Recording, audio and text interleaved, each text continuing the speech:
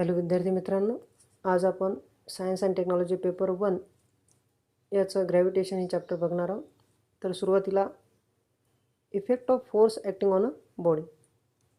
फोर्सचे एखाद्या बॉडीवर किंवा ऑब्जेक्टवर कोणते कोणते इफेक्ट होतात हे आपण बघूया. तर पहिला आहे a force can set a body in motion. Example, if a ball at rest on the floor is push it rolls on the floor. समजा एखादा बॉल आपण ॲट रेस्ट ठेवलेला आहे फ्लॉवरवरती आणि आपण त्याला फोर्स अप्लाय करून पुश केलं तर तो लगेच रोल व्हायला लागतो. म्हणजेच फोर्स अप्लाय करून आपण एखाद्या बॉडीला मोशनमध्ये आणू शकतो. सेकंड आहे a force can stop a moving body. जर एखादी बॉडी मूव्हिंग आहे तर तिला स्टॉप करण्यासाठी सुद्धा आपण फोर्स अप्लाय करून तिला स्टॉप करू शकतो. जसं की a moving bicycle can be brought to rest by application of brakes. एखादी बायसिकल मूव्हिंग आहे, ज्यावेळेस तुम्ही ब्रेक अप्लाय कराल ती लगेच स्टॉप होऊन जाते. म्हणजेच मोशनमधल्या बॉडीला आपण ॲट रेस्ट आणू शकतो फोर्स अप्लाय करून. त्याच पद्धतीनं आपण ॲट रेस्ट असणाऱ्या बॉडीला मोशनमध्ये आणू शकतो फोर्स अप्लाय करून. A force acting on a body can change speed of the body. Force apply करून आपण एखाद्या बॉडीचा जो काही स्पीड आहे तो आपण इन्क्रीज किंवा डिक्रीजसुद्धा करू शकतो. नेक्स्ट आहे a force can change the direction of the body. जी काही मोशनमधली बॉडी आहे तिची डायरेक्शनसुद्धा आपल्याला चेंज करता येते फोर्स अप्लाय करून. Next a force can change the shape and size of the body on which it acts. Force apply करून आपण एखाद्या बॉडीची शेप आणि साईजसुद्धा चेंज करू शकतो. जसं की रबरला ओढल्यानंतर त्याची जी काही शेप आणि साईज आहे ती चेंज होऊन जाते आणि ज्यावेळेस आपण फोर्स रिमूव्ह करतो तो त्याच्या ओरिजिनल शेप आणि साईजमध्ये येऊन जातो. म्हणजेच इफेक्ट ऑफ फोर्समध्ये तुम्हाला ह्या गोष्टी लक्षात ठेवायच्या आहेत की तुम्ही एखाद्या बॉडीला मोशनमध्ये आणू शकता by application of the force. Similarly force apply करून तुम्ही त्या बॉडीला ॲट रेस्टसुद्धा आणू शकता, स्टॉप करू शकता. त्याचबरोबर तुम्ही त्या ऑब्जेक्टचा स्पीड जो आहे तो कमी जास्त करू शकता फोर्स अप्लाय करून. त्याचबरोबर त्याची जी काही डायरेक्शन आहे तीसुद्धा चेंज करता येते. सिमिलरली त्या ऑब्जेक्टचा तुम्हाला शेप आणि साईजसुद्धा चेंज करता येतो फोर्स अप्लाय करून.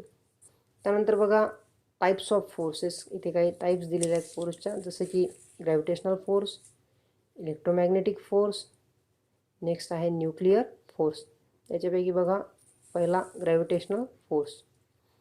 The gravitational force is a universal force that is it acts between any two object in the universe. Gravitational force हा युनिवर्समधल्या कोणत्याही दोन ऑब्जेक्टमध्ये ॲक्ट होत असतो.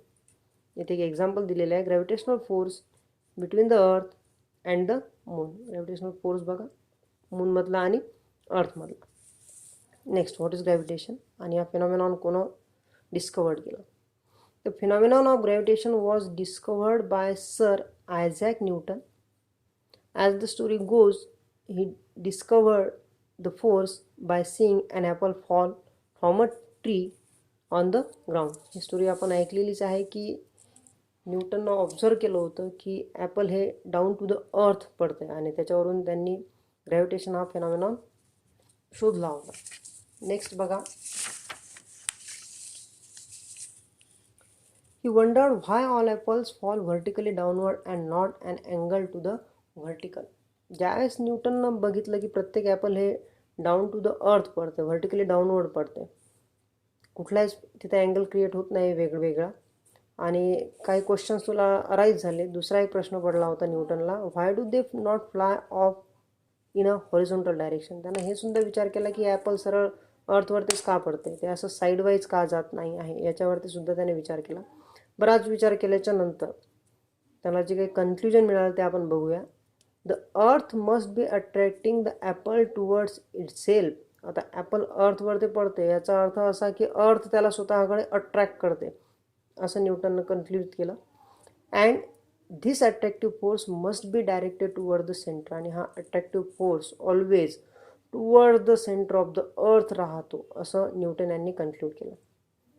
याच्यानंतर बघा न्यूटनचे काही महत्त्वाचे लॉज दिलेले आहेत. तर त्यात 3 लॉज आपल्याला बघायचे. Newton's law of motion. त्यातला पहिला बघा, Newton's first law of motion. An object continues to remain at rest or in a state of uniform motion along a straight line unless an external unbalanced force act on it. समजा एखादा object हा मोशनमध्ये आहे तर तो always मोशनमध्येच राहील. एखादा object हा at rest आहे तर तो ऑलवेज ॲट रेस्ट राहील जोपर्यंत तुम्ही त्याच्यावर ते एक्सटर्नल अनबॅलन्स फोर्स अप्लाय करत नाही तोपर्यंत. जसं की एखादा रोटेटिंग फॅन आहे तो ऑलवेज रोटेट होत राहील. तुम्ही जर बायसिकल चालवली तो ऑलवेज चालतच राहणार आहे जोपर्यंत त्यावर एक्सटर्नल फोर्स अप्लाय करून तुम्ही त्याला स्टॉप करत नाही तोपर्यंत. एखादा ॲटरेस्ट ऑब्जेक्ट आहे तो ऑलवेज ॲटरेस्टच राहणार आहे. पण हे कधीपर्यंत, जोपर्यंत अनबॅलन्स फोर्स त्याच्यावरती ॲक्ट होत नाही, एक्सटर्नल म्हणजे बाहेर. तर आता अनबॅलन्स फोर्स म्हणजे काय असतो बघा.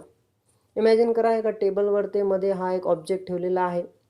याच्यावरती लेफ्ट साईड आणि राईट साईडने दोन फोर्स अप्लाय केलेले आहेत. पण दोन्ही फोर्स इकडनं सुद्धा 10 न्यूटन आहे आणि इकडनं सुद्धा 10 न्यूटन आहे. तर या ऑब्जेक्टची जी काही डिस्प्लेसमेंट आहे ती कोणत्याच डायरेक्शनने होणार नाही, कारण दोन्हीकडून अप्लाय केलेला फोर्स जो आहे तो सारखा आहे, म्हणजे हा बॅलन्स फोर्स आहे. त्याच्यामुळे याची मोशन इथे घडून आलीच नाही. पण इथे बघा, हा एक ऑब्जेक्ट आपण मध्ये टेबलवरती ठेवलेला आहे. लेफ्ट साईडनं 10 न्यूटन फोर्स अप्लाय केला, राईट साईडनं 5 न्यूटन फोर्स अप्लाय केला. साहजिकच लेफ्ट साईडचा फोर्स जास्त आहे, म्हणजे या ऑब्जेक्टची डिस्प्लेसमेंट लेफ्ट साईडला होईल. म्हणजे हा जो अप्लाय केलेला फोर्स इथला कसा आहे, अनबॅलन्स. न्यूटनला सुद्धा हेच सांगायचं आहे की ॲट रेस्टमधला ऑब्जेक्ट जर मोशनमध्ये आणायचा किंवा मोशनमधला ऑब्जेक्ट ॲट रेस्ट आणायचा आहे तर तुम्हाला त्याच्यावरती एक्सटर्नल अनबॅलन्स फोर्स अप्लाय करावा लागेल. This is known as Newton's first law of motion. Second लॉमध्ये बघा, जो मोमेंटमशी रिलेटेड आहे. The rate of change of momentum म्हणजे बदलणार, बॉडीचं बदलणार momentum is proportional to the applied force. Momentum हे डायरेक्टली फोर्सशी रिलेटेड राहतं. And the change of momentum occurs in the direction of the force. जसा जसा फोर्स वाढेल बॉडीचं मोमेंटमसुद्धा वाढणार आहे. फोर्स कमी झाला बॉडीचं मोमेंटमसुद्धा कमी होईल. इथे मोमेंटमचा फॉर्म्युला दिलेला आहे बघा. P is equals to M into V. P means momentum, M means mass and V means velocity. Momentum is the product of mass and velocity. The SI unit of momentum is kilogram meter per second. आणि शेवटचा law बघा, Newton's third law of motion. Every acting force has an equal and opposite reaction force which acts simultaneously. प्रत्येक रिॲक्शनला ही तुम्हाला opposite reaction तिथं मिळत राहते. प्रत्येक ॲक्शनला जी equal राहते मॅग्निट्यूडमध्ये आणि अपोजिट राहते डायरेक्शनमध्ये. याचं एक साधं एक्झाम्पल आपण बघूया. समजा तुम्ही एक प्लास्टिकचा बॉल हातामध्ये घेतलेला आहे आणि तो तुम्ही भिंतीवरती फेकून मारला, तर तुम्ही ज्या फोर्सनं तो फेकाल भिंतीवरती तेवढ्याच फोर्सने तुमच्याकडे तो रिटर्न येणार आहे. म्हणजे तुमची जी काही मॅग्निट्यूड वापरली गेली ती इक्वल होती. पण एक लक्षात घ्या, तुम्ही स्वतःहून भिंतीकडे बॉल फेकला आणि भिंतीकडून तुमच्याकडे रिटर्न आला, म्हणजे त्याच्या डायरेक्शन्स ह्या अपोजिट होत्या. आणि हेच थर्ड लॉमध्ये सांगितलेलं आहे की प्रत्येक ॲक्टिंग फोर्सला इक्वल, मॅग्निट्यूडमध्ये इक्वल पण डायरेक्शनमध्ये अपोजिट ही रिॲक्शन मिळत असते. याच्या नेक्स्ट व्हिडिओमध्ये आपण सेंट्रिपेटल फोर्स आणि Kepler's law of motion, planetary motion बघणार आहे. थँक्यू.